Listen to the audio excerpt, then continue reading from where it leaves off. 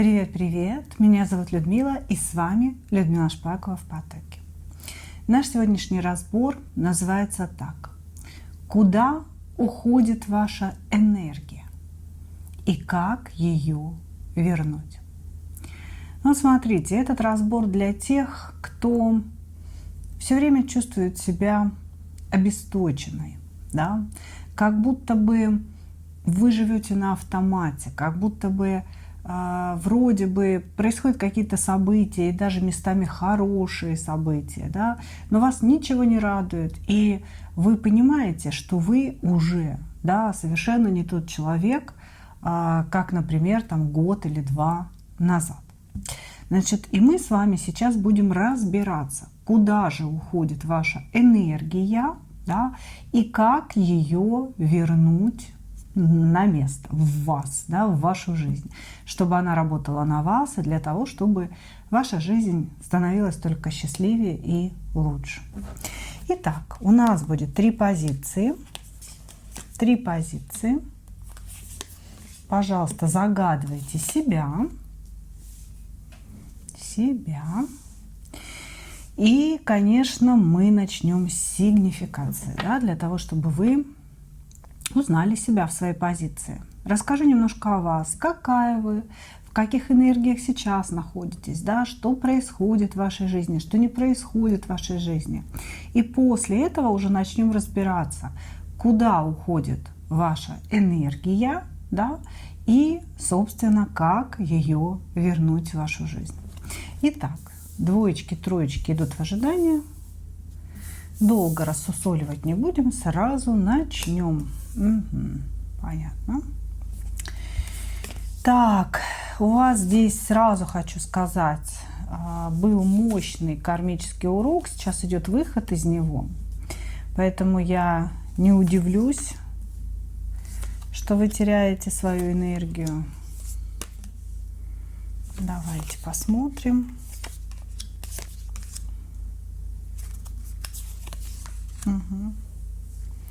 Так,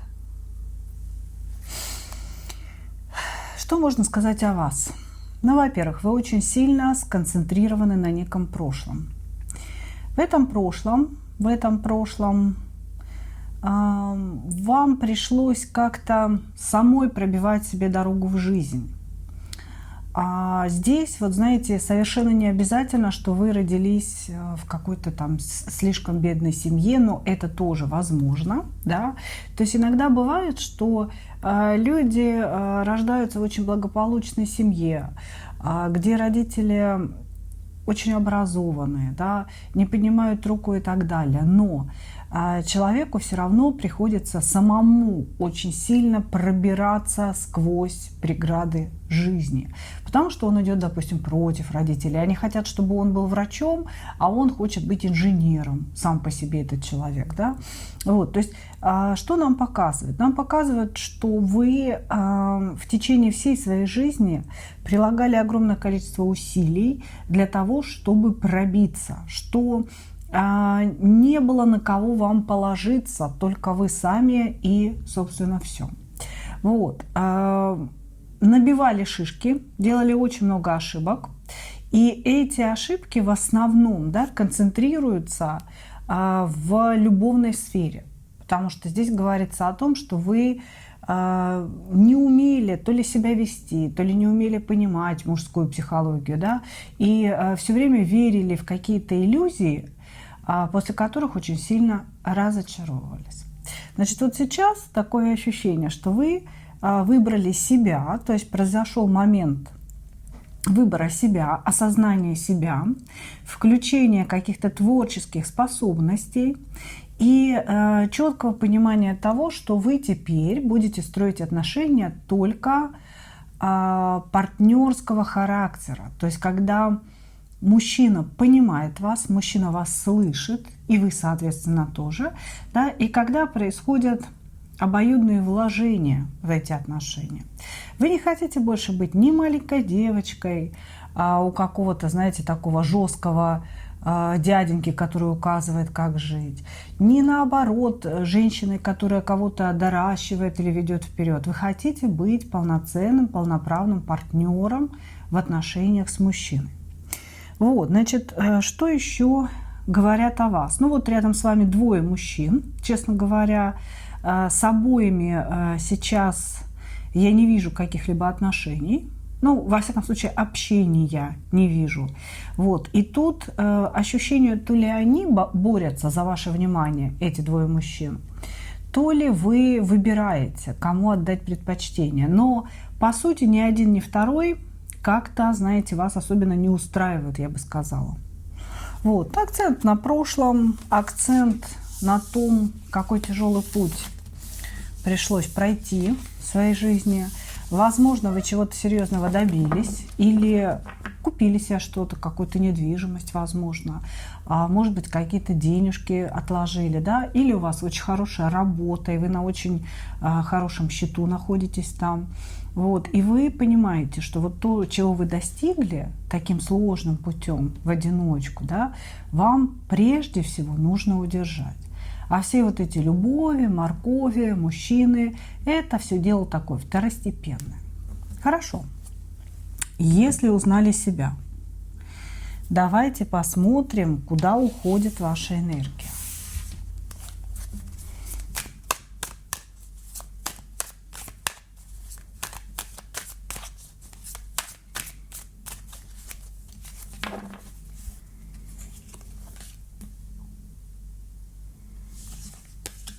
Угу.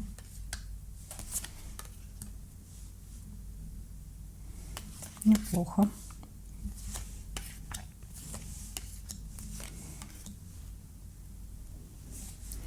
Знаете, что мне вам хочется сказать? Люди, ну вот абсолютно каждый человек, да, в любой жизненной ситуации считает себя правым. Я еще не встречала человека, который бы сказал: я не прав, я заслуживаю там какого-то бумеранга от высших сил. Но зато абсолютно все говорят: когда же моему врагу, когда же моему неприятелю, да, вернется этот бумеранг. Вы знаете, сейчас я, конечно, скажу непопулярную очень вещь, но в данный момент жизни ваша энергия уходит, потому что вы сами получили бумеранг. Вы получили бумеранг, идет процесс восстановления справедливости вселенской. Не той справедливости, которую вы, возможно, считаете справедливой, да, для себя, а вселенской справедливости. То есть сейчас работают такие вселенские весы, которые приводят в некое равновесие положения сторон. Вот что нам говорят. То есть когда-то, может быть, вы увели мужа из семьи. Может быть, вы делали какие-то ритуалы по привороту, отвороту, вмешательству в чужие отношения и так далее. Здесь все-таки идет жрица и шут-дурак, понимаете? То есть здесь идет какая-то ошибка, возможно, связанная с магией, вот, или ошибка, связанная с чьей-то тайной очень серьезная. Вы могли обнародовать чью-то тайну. Вы могли, например, позвонить жене своего любовника, сообщить ей о том, что, собственно, вы вместе спите, да? Или, допустим, вы могли отвоевывать своего собственного мужчину, своего собственного мужа и сообщить мужу его любовнице какую-то тайную информацию. Когда вы делали этот поступок, вы считали себя правой, абсолютно правой. Мы сейчас не будем разбирать, правы вы или нет, да, были ли вы правы в тот момент, потому что высшие силы считают, что вы не были правы, что вы не имели права делать то, что вы делали. Вот. И пришел момент, да, почему я говорю, что здесь какое-то прохождение кармического урока, очень серьезное прохождение. Пришел момент, когда вы несете ответственность за то, что вы сами и сделали. Здесь вас поставили, это намеренная установка, в положение жертвы, положение человека, который не может выиграть никак битву, которую он ведет. И вы очень сильно устали. То есть на самом деле ваша энергия, она сливается, первое, в состояние жертвы, то есть вы понимаете, что или что-то длится слишком долго, какие-то неприятности, да, или вы постоянно вкладываете какие-то усилия и не видите результата, но в любом случае, да, идет какой-то затяжной период, когда вы никак не можете вынырнуть, а вам хочется вынырнуть, вам нужно вынырнуть. Вот, и здесь получается, что ваша энергия, она напрямую сливается, первое, вот в это состояние жертвы, а второе, в отработку кармического урока.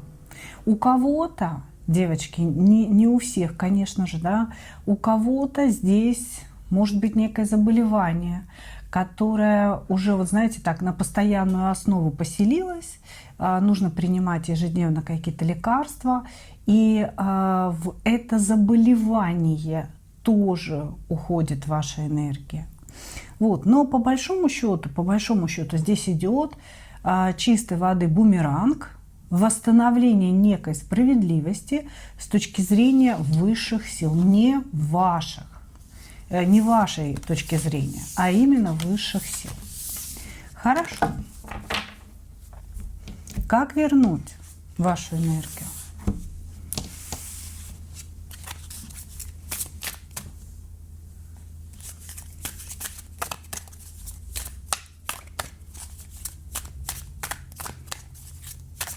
Вы, девчонки, только когда будете писать комментарии гневные, да, Людмила, как вы можете, я ни в чем не виновата, вы всегда подумайте о той простой истине, да, что если вы никогда не виноваты, получается, что те, кто смотрят таро-расклады, да, они никогда не виноваты.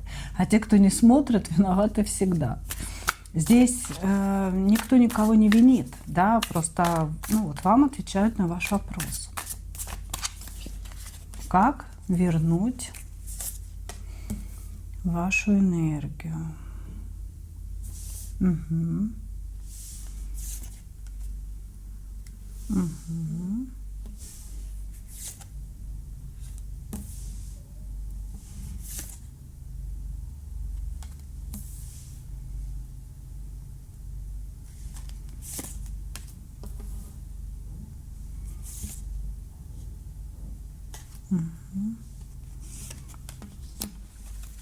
Все, главное, перевернуто, да, ладно.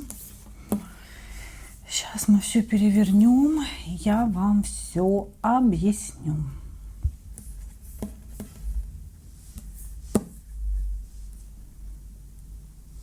Угу. Итак, значит, у вас есть определенная сила. Ну и открыт, я так понимаю, открыто видение, да, взаимодействие с высшими силами открыт так называемый третий глаз.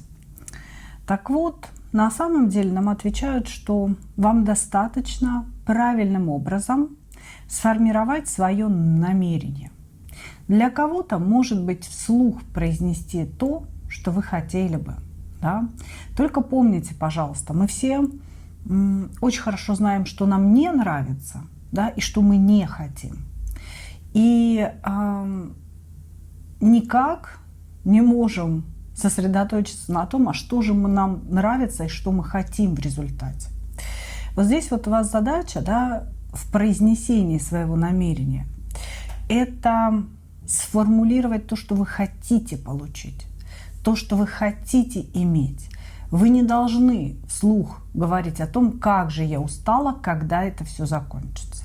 Когда же вы вернете мне мою энергию? Когда же восстановится справедливость и так далее? Справедливость в вашем понимании вопроса не восстановится. Не восстановится, потому что высшие силы не согласны с вашей справедливостью. Но вы можете это все прекратить, если четко для себя сформулируете собственное намерение иметь что-либо. То есть я хочу иметь прекрасное самочувствие, я хочу иметь остроту ума, да, вдохновение и стремление жить дальше. Я хочу иметь новые смыслы для жизни. Я хочу иметь силы. Я готова к удаче. Я готова принять удачу в свою жизнь. Это я вам примеры перечисляю, да, того, что вы можете вслух произнести. Но здесь говорится о том, что у вас есть возможность прямого общения с высшими силами. И очень важно правильно сформулировать и произнести намерение. Дальше. Здесь говорится о том, что ваша душа спорит с разумом. Они никак не могут договориться, да, карты были перевернуты. И, соответственно, может быть, ваша душа во что-то верит или кого-то очень сильно любит, испытывает к кому-то притяжение. А разум говорит: нельзя, нет, ни в коем случае. И идет постоянная борьба, в которой проигрываете, по сути, вы. Да, то есть, возможно, вы прислушиваетесь все время к разуму или наоборот все время только к душе, не прикладывая аналитических каких-то, да, вариантов развития событий. И из-за этого тоже очень сильно все проседает. Значит, как вам вернуть энергию? Урегулировать вот этот спор между вашим собственным разумом и вашей душой. Если ваша душа влюбляется в какого-то человека или хочет кому-то помочь, сделать какой-то поступок, да, сначала вы должны очень хорошо подумать. А если ваш разум очень жестко и безапелляционно, да, делает выводы о ком-то или о какой-то ситуации, говорит: нельзя, там, отвернись, не помогай этому человеку, нужно в этот момент прислушаться к душе. То есть вам нужно объединить эти два очень важных фактора в вашей жизни. Вот, значит, что дальше? Что дальше? Здесь нужно преодолеть душевную лень, вам говорят, и выбрать себе какие-то цели, к которым вы пойдете дальше. Может быть, от того, что давно ничего не получается. Может быть, от того, что постоянно нехватка денег присутствует или нехватка любви, например, да, вы, может быть, часто лежите, может быть, готовы что-то сделать, но не делаете. То есть понимаете, что позволяете себе немножко полениться, да, понимаете, что мир от этого не рухнет, если вы этого не сделаете.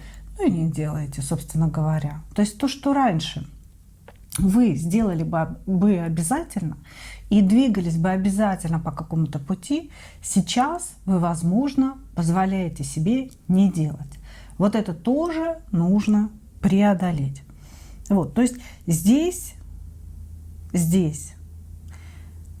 ваша задача преодолеть душевную лень, научить взаимодействовать разум и душу и сформировать четкое намерение на получение чего-то, на свое прекрасное состояние, на свою собственную ресурсность.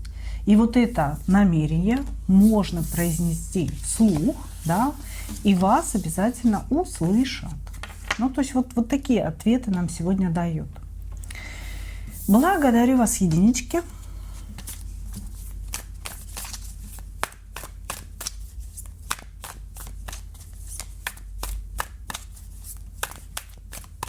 Двигаемся дальше. Двоечки.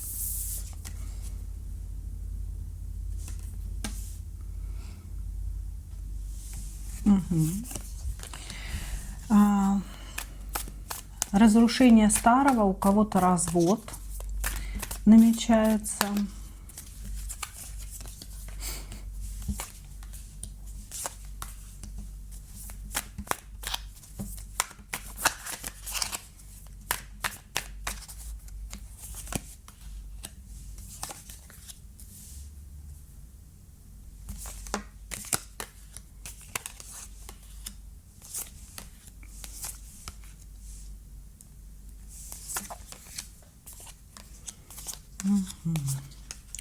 Так, ну вот смотрите, в каких энергиях вы пребываете.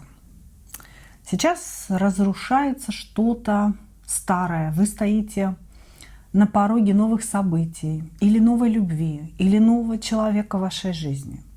И, по сути, вы сейчас готовитесь быть счастливым человеком. Может быть, вы даже собираетесь выйти замуж, но перед этим вам приходится, допустим, развестись с предыдущим мужем. Или вы собираетесь выйти замуж и нужно переехать. Да? То есть оставить что-то в прошлом, оставить нечто старое, стабильное, понятное в прошлом и идти в какое-то новое, которое вы ожидаете увидеть более счастливым, более светлым для себя и результативным, да, идти уже с чистого листа, да, с новым внутренним состоянием, я бы сказала. Вот, то есть прощание со старым и выход во что-то новое у вас сейчас прям маячит и предполагается. Вот, значит, что еще? В вашей жизни присутствует дьявол, есть мужчина, к которому вас очень сильно тянет. И здесь идет такая эмоционально-ментальная связь, когда вы на расстоянии тянетесь друг к другу, но по башне не общаетесь. Ну, то есть или разругались, или вообще ваше взаимодействие не подразумевает общение какого-то. Может быть, это общение по работе было, да, встретились, разошлись, в командировке побывали вместе или в отпуске. Вот, значит, очень сильное притяжение к мужчине, очень сильное желание получить какие-то эмоции по дьяволу, да, перекрывающие, которые вот будут вас колбасить в разные стороны. Вот. И отсутствие общения, отсутствие какого-то начала с этим человеком. Вы, кстати, можете быть замужней дамой, у которой, в принципе, все в этой жизни схвачено, за все заплачено. У вас идут очень хорошие карты стабильности вашей.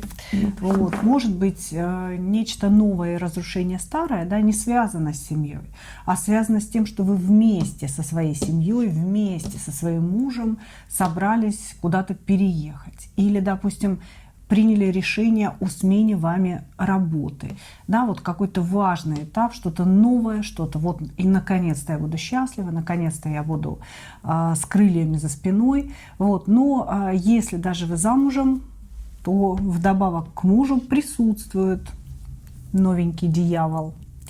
Окей, хорошо. Куда уходит ваша энергия? Куда уходит ваша энергия? Давайте посмотрим.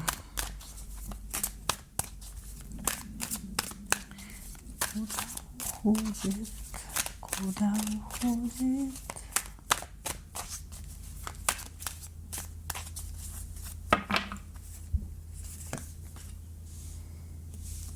Угу. Ссоры.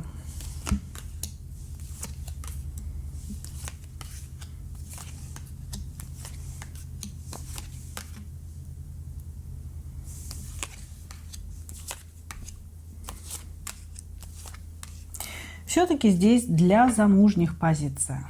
Куда уходит ваша энергия? В ссоры с вашим мужем. Ссоры, в которых заводится разговор о деньгах. Здесь на самом деле у кого-то правда маячит развод, или вы уже решили развестись, или только думаете. И вот это взаимодействие с супругом, это всегда разговор о дележке какой-то, кто с чем останется, с какими деньгами, кто кого будет обеспечивать, кто кого не будет обеспечивать. Здесь очень много болезненных разговоров, в которых вас обесценивают. Или ваш муж поймал вас на измене, и он вас обесценил, потому что, да, случилась эта измена. Или ваш муж постоянно вас обесценивает, вот просто так, за здорово живешь, да, потому что самоутверждается за ваш счет.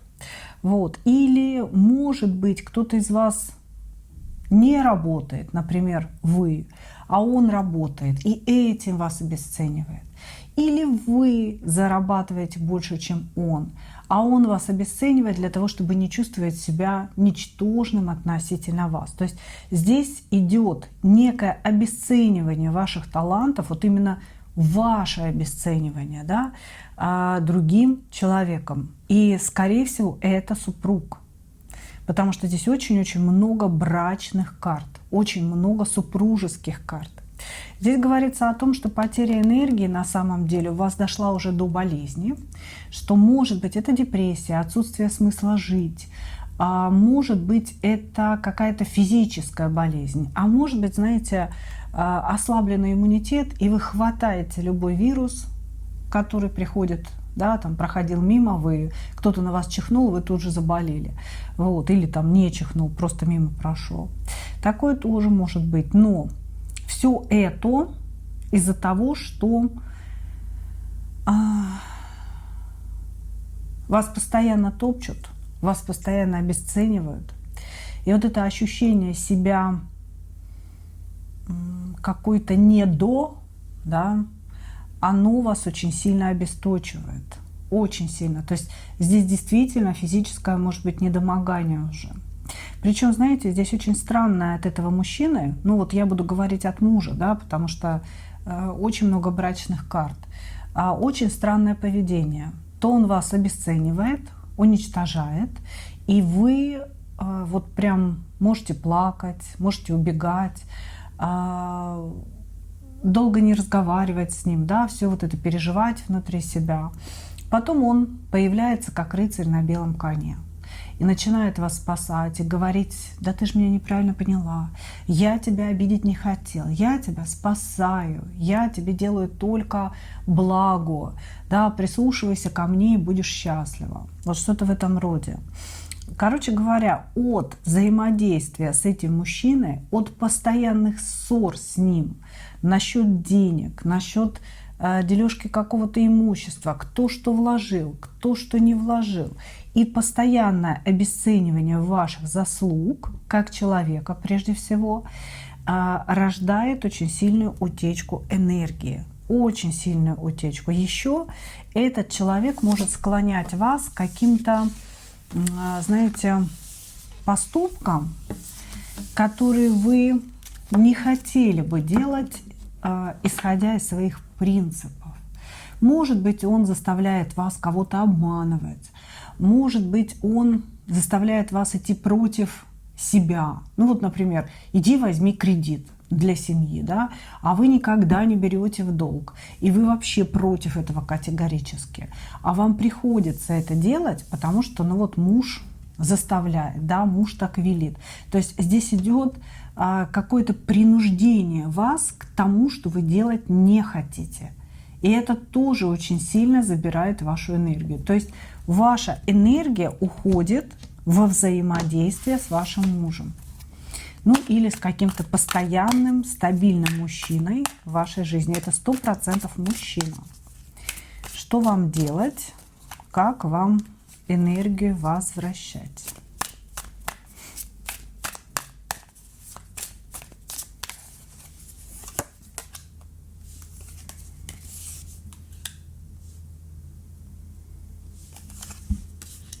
Угу.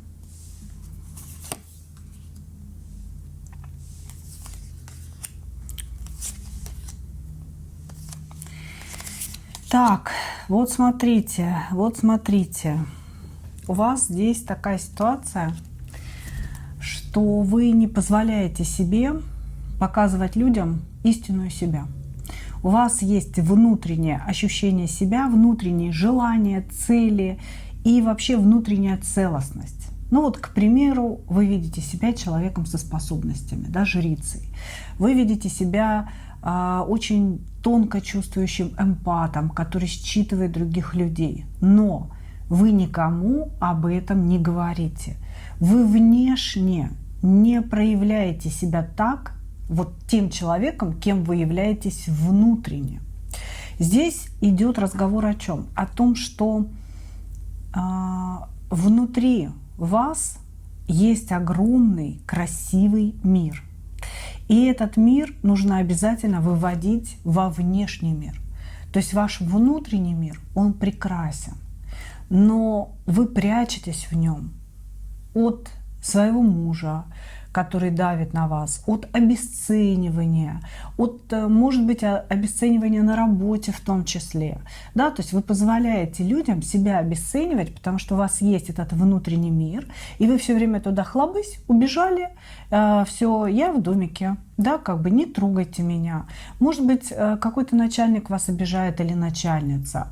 Вам сказали неприятные слова, вы хлобысь, я в домике. Но вам говорят следующее. Вы достаточно сильны для того, чтобы вывести этот внутренний мир во внешнюю среду, для того, чтобы показать людям, кто вы есть на самом деле. И это, вот то, что вы покажете, сделает вас сильнее. А как только люди увидят истинную вас, вот истинную красоту вашей души, ваше чувство значимости очень сильно возрастет. Это будет положительный аспект. Это не то, что вы там самооценку себе переподнимете куда-то. Вы просто почувствуете себя сильной и почувствуете себя крепко стоящей на ногах. Вам надо вывести что-то, что находится внутри вас, во внешний мир. И вы знаете, это может восприниматься буквально. Допустим, вы сочиняете какие-то мелодии, стихи внутри себя, да, но или записываете где-то в стол, или вообще ничего не записываете. Просто это остается внутри вас. Вам нужно, например, начать писать эти стихи, начать их посылать в какие-то издательства, да, получать какие-то рецензии, пусть не всегда приятные. Короче говоря, что-то внутреннее вывести вовне. И прямо вот, чтобы с результатом это было. И тогда ваша энергия перестанет уходить, вы встанете крепко на ноги, и, возможно, здесь будет такое серьезное изменение жизни. Что-то внутреннее вывести вовне. И это внутреннее, у вас еще там и звезда бесконечно падала, да, это какой-то талант. Это какой-то талант. Он в вас присутствует. Благодарю вас, двоечки. Двигаемся дальше.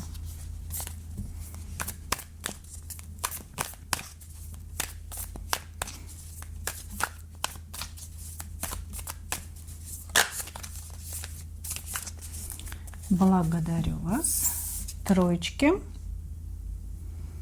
Угу.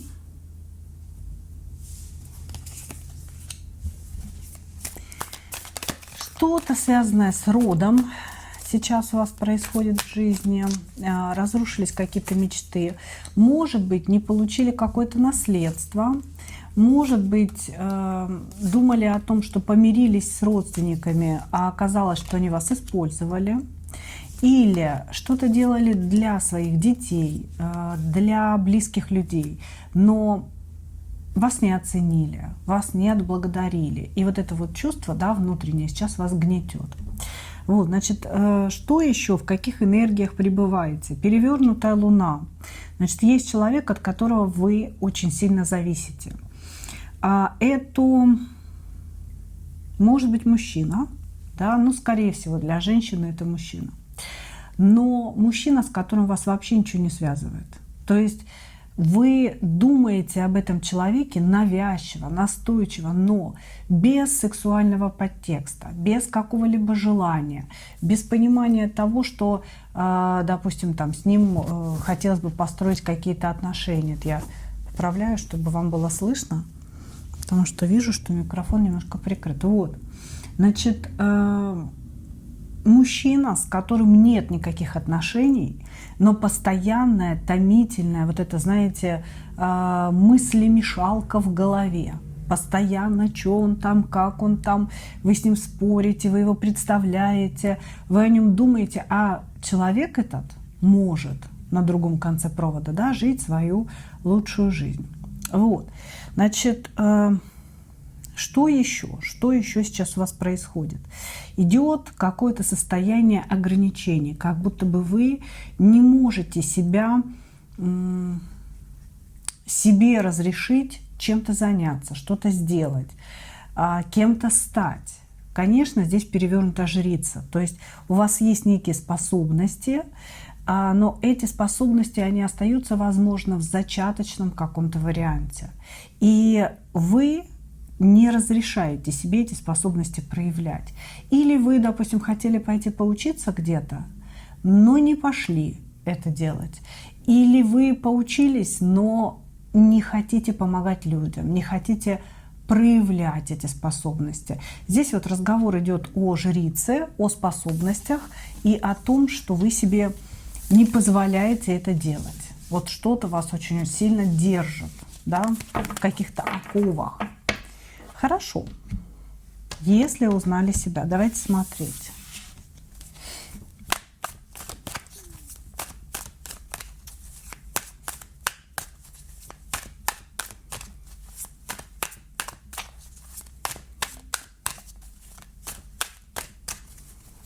Куда уходит ваша энергия?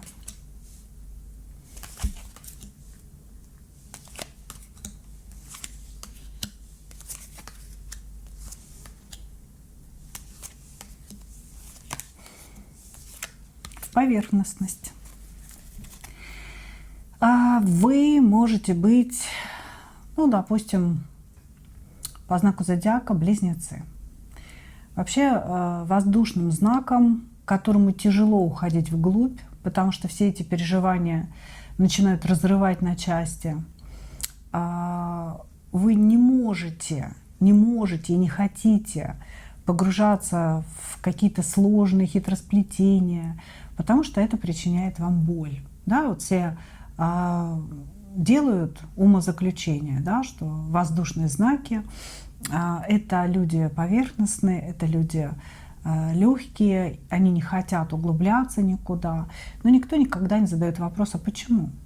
А почему? Да, действительно такое есть. Да, действительно есть, может быть, некая необязательность, да, или человек там, где нужно переживать, говорит, да не стоит переживать, давайте переключаться.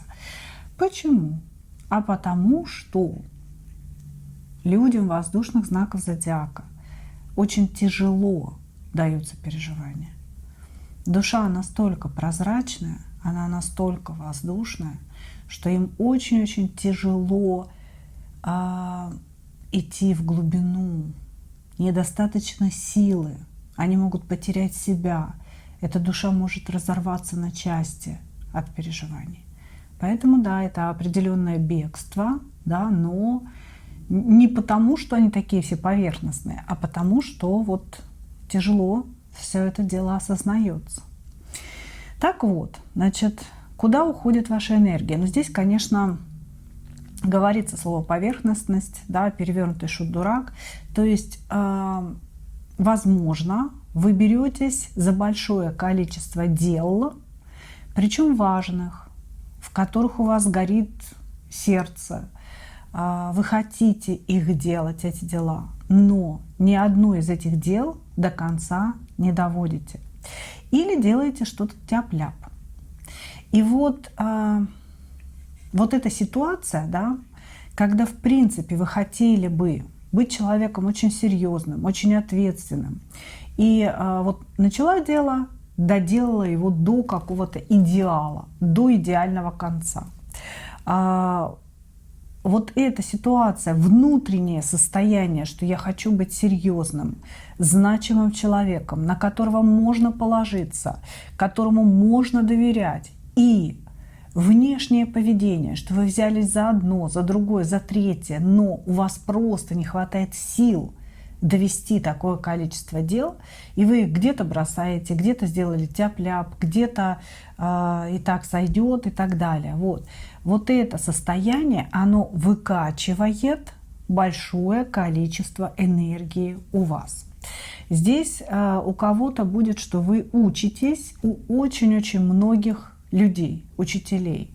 Да, допустим, где-то изучаете карты Таро, где-то изучаете математику, где-то английский, где-то кулинарное искусство. Да? Вот вас швыряет в совершенно разное направление.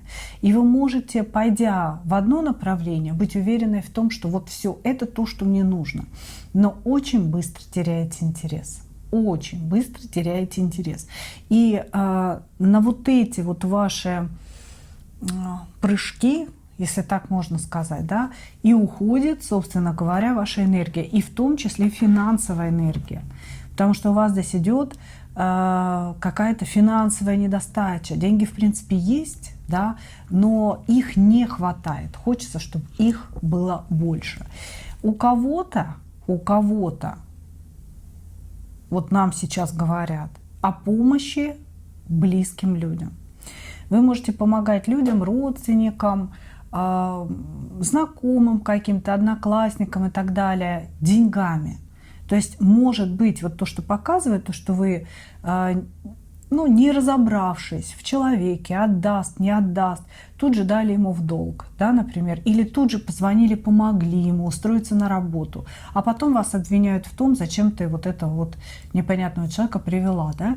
То есть здесь может быть еще это, что вы пытаетесь всем сразу помочь, кидаетесь, делаете какие-то дела, а потом теряете себя, теряете энергию и несете ответственность, по сути, за собственную доброту. Вот так. Вот куда уходит ваша энергия. Хорошо.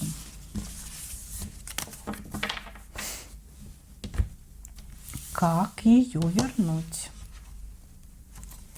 Как ее вернуть?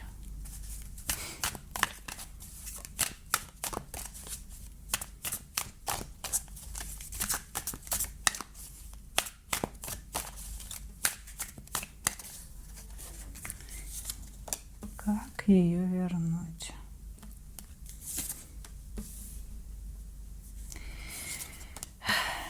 Первое. Учиться. Вам обязательно нужно учиться сейчас, в ближайшее время, но вам нужно четко перестать размениваться. Учитесь чему-то одному. Выберите для себя стезю и учитесь чему-то одному. Значит, если вы помогаете всем и вся, и ваша энергия уходит именно на это, да, что вы вот, не разобравшись в людях, в последствиях своей помощи, сразу бежите помогать, да, то разговор об учебе идет как, вы знаете, вот как момент того, что нужно научиться наконец-то уже на своей собственной жизни, на своем опыте. Учиться нужно тому, как не надо делать. Вот, то есть здесь в любом случае разговор о том, что вам надо учиться, но каждому свое. Да? Если вы постоянно учитесь на разных курсах или там в институте одном, в институте другом, выберите одно направление. Учитесь, но в одном направлении. Если вы помогаете всем и вся, каждому встречному, поперечному, и туда уходит ваша энергия, тогда научитесь наконец-то останавливать себя, разбираться в людях, смотреть внимательно, кому вы что даете, кого вы к себе подсоединяете.